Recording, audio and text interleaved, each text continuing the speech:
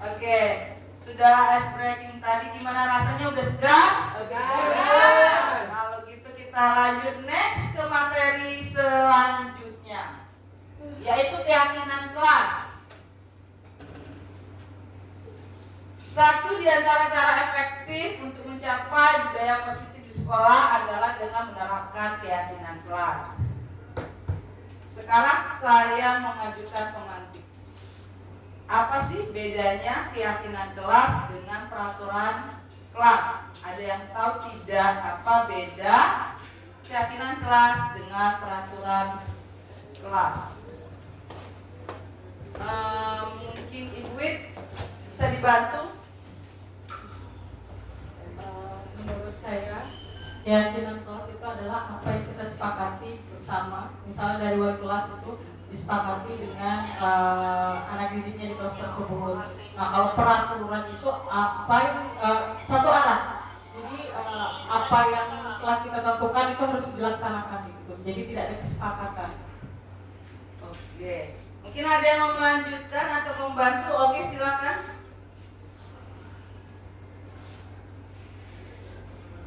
Baik, menurut saya keyakinan kelas merujuk pada prinsip atau nilai yang diyakini dan dijunjung tinggi oleh anggota kelas, seperti pentingnya kerjasama atau rasa hormat. Peraturan kelas di sisi lain adalah aturan konkret yang harus diikuti untuk menjaga ketertiban dan aktivitas pembelajaran, seperti aturan kehadiran atau batas waktu pengumpulan tugas. Seperti itu menurut saya. Baik, terima kasih. Jadi peraturan kelas itu bersifat tegas, saklek, ya. Sedangkan keyakinan kelas adalah seperangkat nilai dan prinsip yang disepakati bersama oleh guru dan siswa untuk memandu perilaku dan interaksi di dalam kelas. Jadi itu adalah perbedaan antara peraturan kelas dan keyakinan.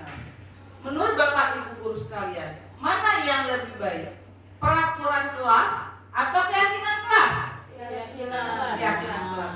Kenapa keyakinan kelas? Karena disepakati bersama. Pertama, karena disepakati oleh Kedua belah pihak antara murid dan guru. Ya, Bu Disti mungkin ada yang Kalau keyakinan kelas dia lebih berpihak kepada guru.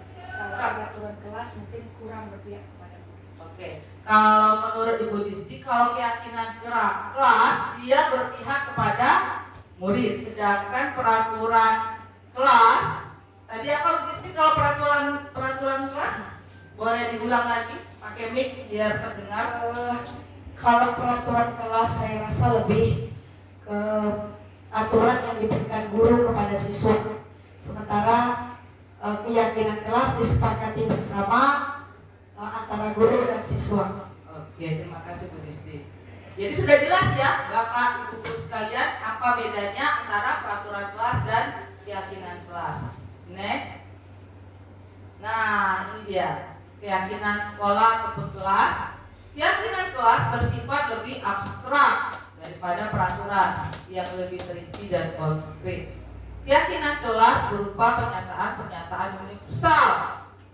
Kemudian pernyataan keyakinan kelas senantiasa dibuat dalam bentuk positif.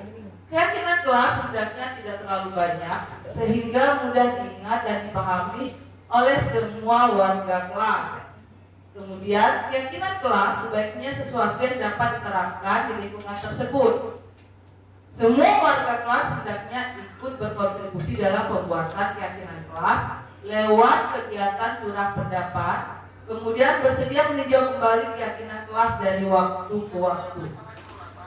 Nah, jadi Bapak Ibu guru, ketika kita membuat keyakinan kelas, ini ada beberapa step ataupun langkah dalam kita membuat keyakinan kelas. Yang pertama, kita melakukan curah pendapat. Jadi ketika di kelas kita meminta kepada siswa, anak-anak, kira-kira menurut anak-anak sekalian, pinginnya seperti apa sih kelas kita? Nanti ada interaksi antara kita dengan siswa. Kemudian setelah siswa itu memberi masukan kepada kita, kemudian kita catat bersama nih. Setelah kita catat, kemudian kita susun keyakinan kelas dengan kalimat positif. Setelah itu kita tinjau ulang hasil brainstorming, ajak untuk telah nilai kebajikan setiap poin tersebut.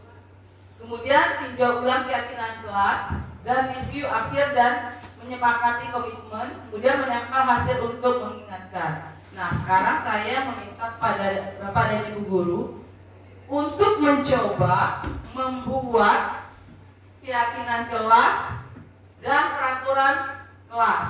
Jadi kelompok ini saya minta membuat peraturan kelas. Kemudian kelompok berikutnya, kelompok ini saya minta mencoba membuat keyakinan kelas. Silakan.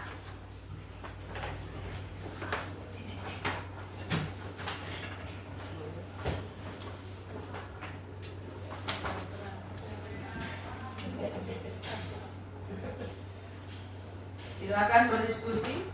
Kelompok 1 dan kelompok 2. Diskusi.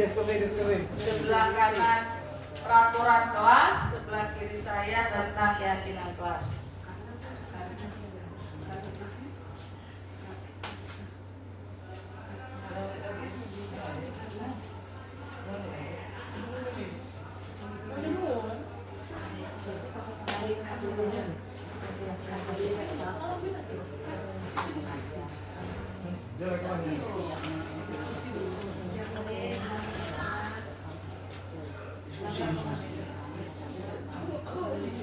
Saya kasih waktu untuk berdiskusi.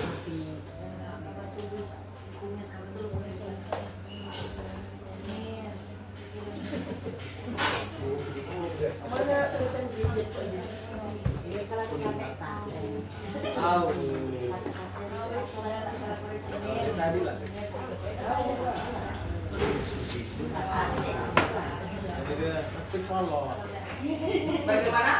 Sudah? Kalau sudah, saya minta kepada kelompok 1 untuk maju ke depan untuk mempresentasikan apa itu peraturan kelas. Kemudian kelompok 2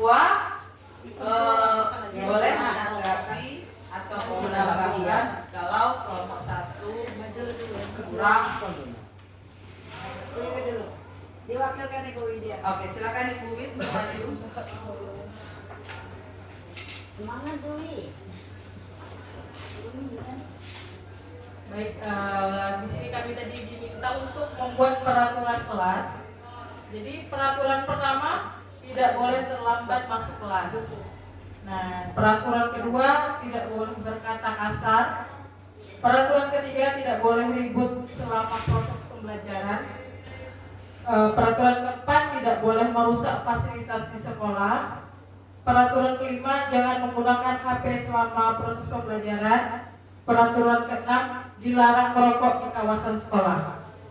Baik, terima kasih. Beri aplaus dulu pada kelompok 1. Terima kasih kelompok 1 sudah menampilkan jawaban dari peraturan kelas. Mungkin ada tanggapan dari kelompok 2 mengenai peraturan kelas yang dibuat oleh kelompok 1. Tolong saya mau lihat dulu. Nah, jadi peraturan kelas yang dibuat oleh kelompok 1 yang pertama tidak boleh terlambat masuk kelas. Setuju? Setuju. Kemudian yang kedua, tidak boleh berkata kasar. Setuju? Yang ketiga, tidak boleh ribut selama proses pembelajaran. Yang keempat, tidak boleh merusak fasilitas sekolah ataupun kelas. Yang kelima, jangan menggunakan HP selama proses pembelajaran.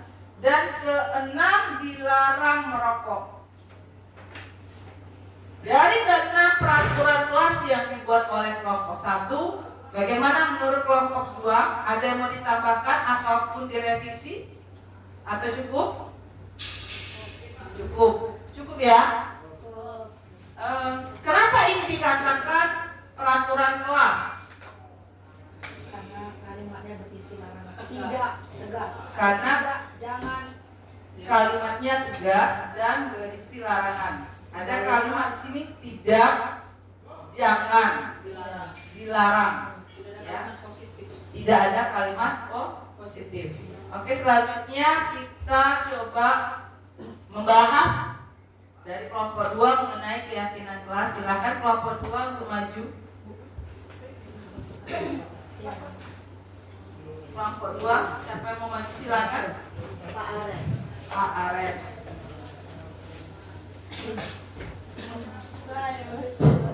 Baik, untuk keyakinan kelas setelah kami dari kelompok 1 berdiskusi tadi, di sini ada 5 poin yang kami catat. Ya, untuk yang pertama itu datang tepat pada waktunya, tepat waktu. Yang kedua, bicara dengan sopan dan santun. Selanjutnya yang ketiga, menjaga suasana tenang selama proses pembelajaran. Yang keempat, menjaga fasilitas sekolah atau kelas. Dan yang terakhir, gunakanlah HP secara bijak. Mungkin itu saja dari kelompok kami. Terima kasih. Ya, terima kasih kelompok 2 dan beri aplaus dulu untuk kelompok 2. Jadi kelompok 2 membuat keyakinan kelas. Yang pertama, datang tepat waktu. Yang kedua, bicara dengan sopan dan santun. Yang ketiga, menjaga suasana tenang selama belajar. Yang keempat, menjaga fasilitas sekolah ataupun kelas.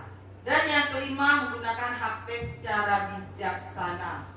Mungkin dari kelompok 1 ada yang mau ditanggapi mengenai keyakinan kelas dari kelompok 2 atau merespon keyakinan kelas bagaimana? Setuju dengan kalimat positif ini? Setuju. Oke, terima kasih kelompok 2. Jadi itu ya Bapak dan Ibu guru sekalian mengenai perbedaan antara peraturan kelas dan keyakinan kelas. Next kita lanjut. Kebutuhan dasar manusia dan dunia berkualitas. Kebutuhan dasar adalah segala sesuatu yang kita lakukan untuk mendapatkan apa yang kita inginkan. Seluruh tindakan yang kita lakukan memiliki tujuan tertentu dan semua usaha terbaik yang kita lakukan adalah dalam rangka agar kebutuhan dasar kita terpenuhi dengan baik. Jadi kebutuhan dasar manusia itu ada 3 ya. Yang pertama, kebutuhan dasar primer ataupun kebutuhan dasar pokok. Kemudian kebutuhan dasar sekunder. Yang terakhir adalah kebutuhan dasar tersier. Di sini ada 5 kebutuhan dasar manusia. Yang pertama itu bertahan hidup. Menurut Bapak Ibu guru, bertahan hidup itu masuk kemana? Kebutuhan dasar primer, sekunder atau tersier? Primer, yaitu kebutuhan dasar pokok berupa makanan, pakaian, tempat tinggal, keamanan dan kesehatan. Kemudian ada kebutuhan dasar kasih sayang dan rasa diterima. Rasa diterima, diperdulikan, berbagi, kerjasama, menjadi bagian dalam kelompok. Kemudian kebutuhan dasar penguasaan berupa harga diri, keinginan untuk dianggap, memimpin, berprestasi, diakui dan didengar. Yang keempat adalah kebebasan berupa mandiri, memiliki pilihan, mencoba hal baru, mampu mengendalikan arah dirinya. Kemudian yang terakhir, bermain, humor, antusiasme dan tertawa. Itulah 5 dasar kebutuhan manusia.